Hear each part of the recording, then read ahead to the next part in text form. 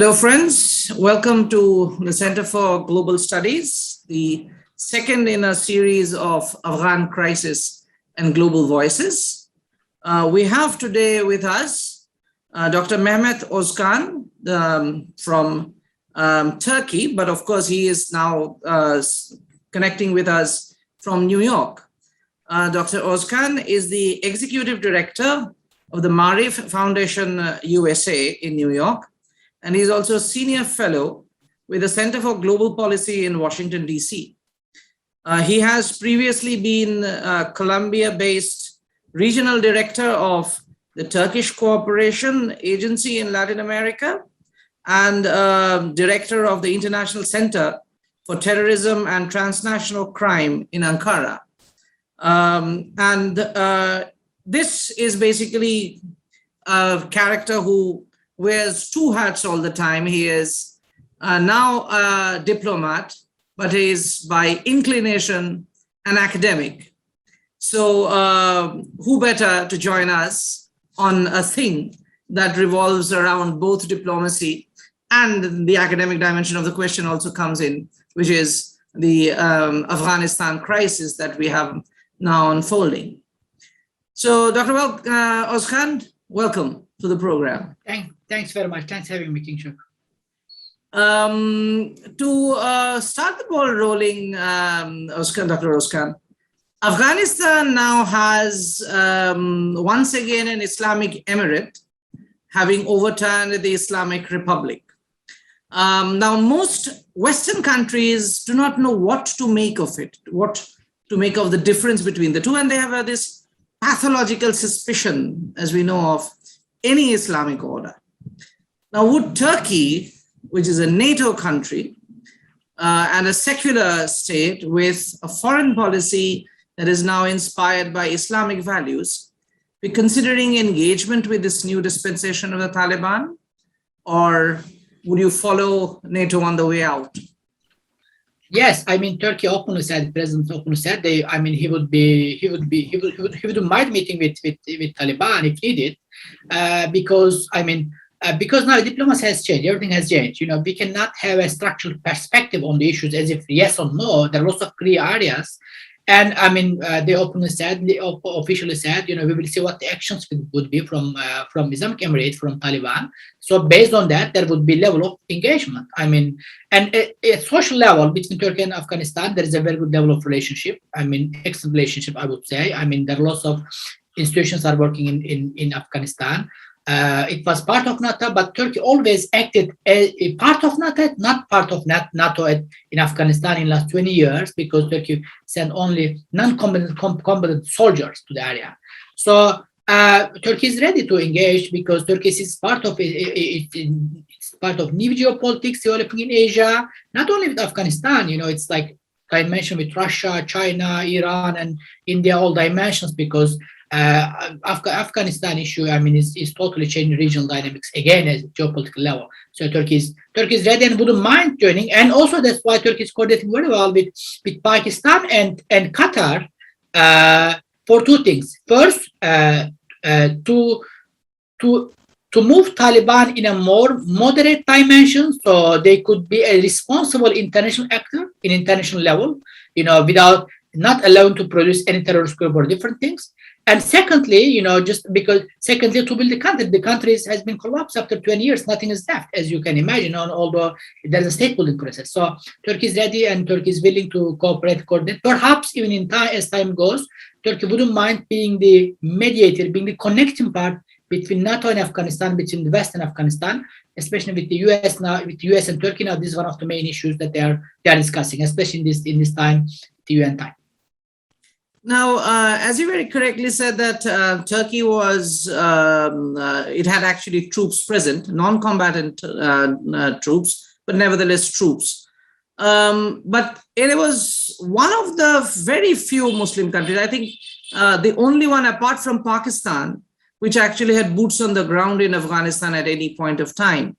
And when the US was considering its pullout, in fact, when it had announced its pullout, Turkey, we are told, was briefly considering staying back to protect the Kabul airport, of course, before they eventually pulled out finally. Now, Turkish presence in Afghanistan was essentially as a member country of the NATO, as you said.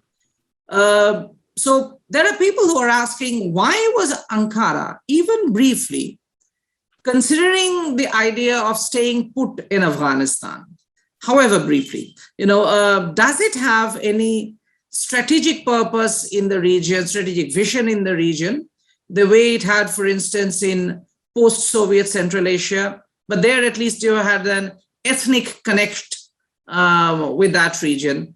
Afghanistan, you share neither a territorial space, nor much of a cultural connect, nor much of a historical connect with Afghanistan. So please explain to us, what is this vision that Turkey has towards Afghanistan? Turkey and Afghanistan relation has a very historic relations, also ethnic dimension, as you mentioned.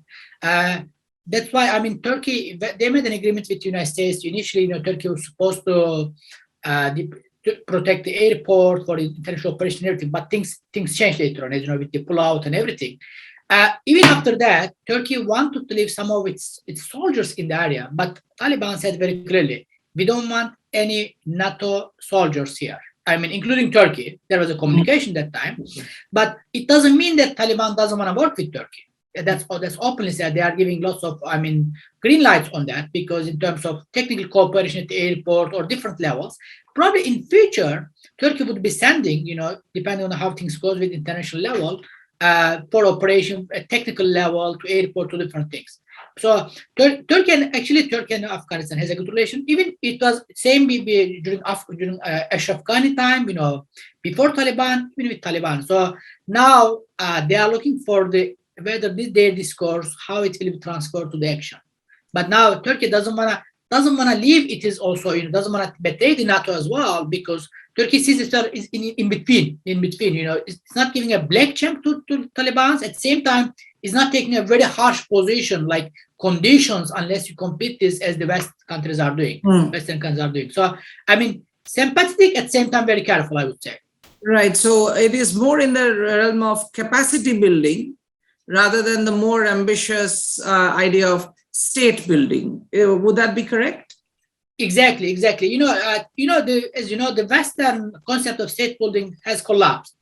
Extremely collapsed. We have seen that in Iraq, in Libya, in Syria, in Afghanistan, 20 years, trillions of dollars has been spent.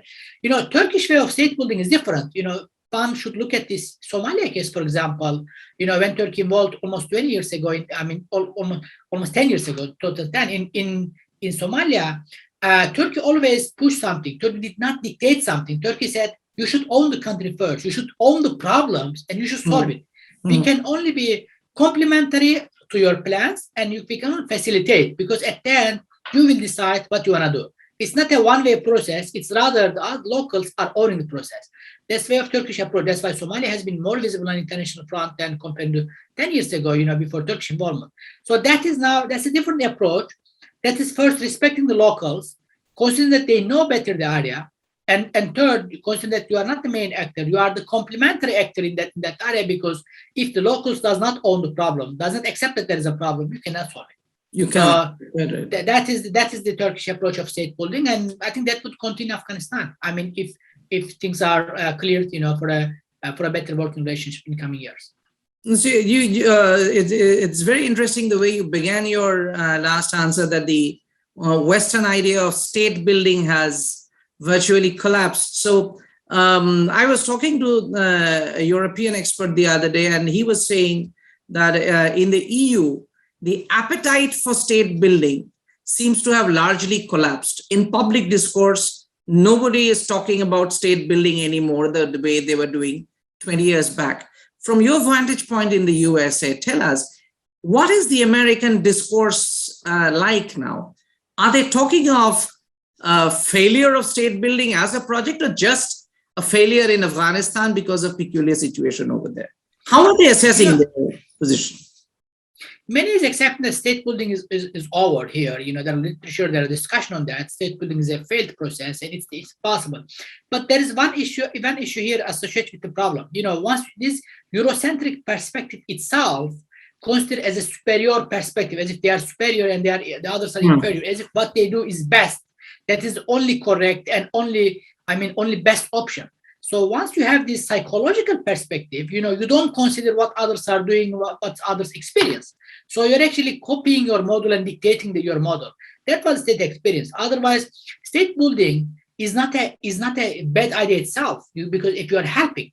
But if state building is another way of colonizing or dictating what you want or what you have, if based on Eurocentric perspective and you know the power you have at global level, then it's failing. That's what happened in Iraq, in Afghanistan. Afghanistan is a perfect case because you do have, you know, 20 years, you spend lots of money, lots of energy, and everything at the end, you run away, literally run away in a week. That's right. I mean, that is tragic. I mean, that's tragic. So the concept itself should be transformed. Unfortunately, this concept has been mostly defined in Western literature and Western perspective. Now we should see South-South cooperation, and between the South-South cooperation, we should see state-building experience, for example. That's why I mentioned Turkey-Somalia relations. That's one dimension. Perhaps different countries, they can help each other. But from West to West, state building experiences collapse. That's what I mean. And it's total collapse. Probably it will never come back unless they get over with their superiority and Eurocentric perspective. To look at the larger question, and that is essentially the last question, so feel free to elaborate on it if you want. The running thread in US foreign policy since the Bush Jr. administration seems to be a sort of disengagement from regions that are not of vital strategic significance for the US.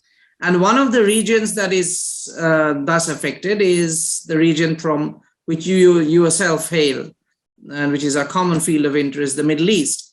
Now, first Iraq, and if Afghanistan we consider to be a kind of extended neighborhood of the Middle East, first Iraq and Afghanistan bear this out, that Americans are going to pull out from wherever they can without compromising seriously American interests. Now, do you anticipate such disengagement to continue in the Middle East so far as the US are concerned? And if yes, what would be the larger implications of this disengagement in the extended Middle East for countries such as Turkey? I mean, the reason why I'm asking is very simple. You know, America, when it went in after the first Gulf War, the Kurdish autonomous region, and that sort of lent a kind of dynamism to the idea of Kurdish independence. And look at the consequences in Syria and now in Turkey, that after a period of some kind of reconciliation between Ankara and the Diyarbakir region of Turkey, once again conflict and making Turkey to actually intervene in Syria. With American disengagement, is the region going to become more unstable, or would it actually now help it stabilize? There are two questions here. In the first part, I mean, whether US will disengage from regions, my short answer is yes. What we see starting with the Obama period, we see this disengagement from global politics, from everywhere. You know, now US is a discursive power, not an action power. They speak more, but they do less.